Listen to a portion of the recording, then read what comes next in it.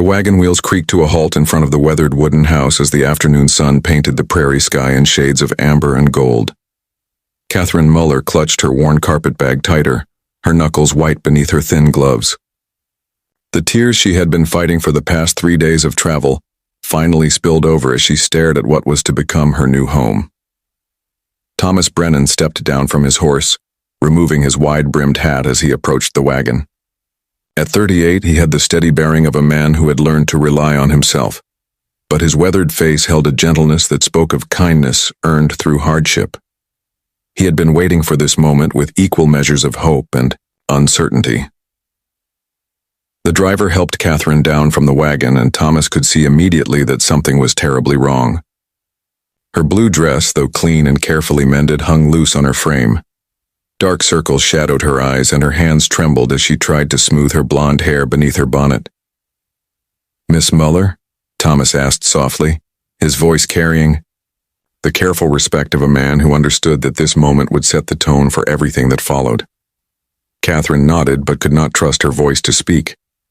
The tears continued to flow, and she felt ashamed of her weakness. She had come so far, traveled so many miles on the promise of a new beginning, only to arrive as broken as when she had left. Thomas studied her face for a long moment, seeing past the tears to the exhaustion and fear beneath. He had expected nervousness, perhaps some awkwardness as they met for the first time after months of correspondence. But this was something deeper, something that spoke of pain that had nothing to do with their arrangement. "You do not have to pretend with me," he said quietly, his words carrying a warmth that surprised them both. "Whatever has brought you to tears, whatever has happened, you are safe now. We can figure out the rest later." His unexpected kindness only made Catherine cry harder. She had prepared herself for awkwardness, for the business-like arrangement they had discussed in their letters.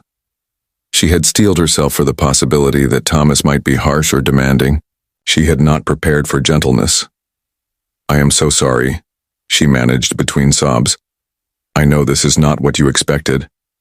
I know I am not what you expected." Thomas handed her his clean handkerchief, a gesture so simple yet so considerate that it spoke volumes about the man he was. "Why do not you tell me what has happened? We have time." Catherine dabbed at her eyes, struggling to compose herself enough to speak. "My father died 2 weeks before I was to leave Boston. I had no money for the funeral, no money for anything. I had to sell everything we owned just to pay the debts he left behind." She looked up at Thomas, her eyes filled with shame and exhaustion. "I spent the last of my money on the train ticket here. I have nothing left. Nothing to bring to this marriage except my willingness to work hard and try to be a good wife." Thomas felt something shift in his chest, a protective instinct he had not experienced in years. This was not the arrangement he had envisioned, but looking at this brave woman who had traveled across the country with nothing but hope, he found he did not care about the original terms of their agreement. "I am sorry for your loss," he said, and she could hear the sincerity in his voice. Losing a parent is never easy, and having to handle everything alone must have been overwhelming. He gestured toward the house, where warm light glowed in the windows. "I built this place hoping it would become a home, not just a house. I have been living alone here for 5 years, and I have learned that a home needs more than just one person to make it complete." Catherine looked at the modest but well-maintained farmhouse, the neat garden, the sturdy barn in the distance. Everything spoke of a man who took pride in his work and cared for what was his. "I do not need you to pretend to be something you are not," Thomas continued. "I do not need you to be perfect or to bring me wealth. What I hoped for when we began writing was a partner, someone to share the work and the joys of building a life together." He paused, choosing his words carefully.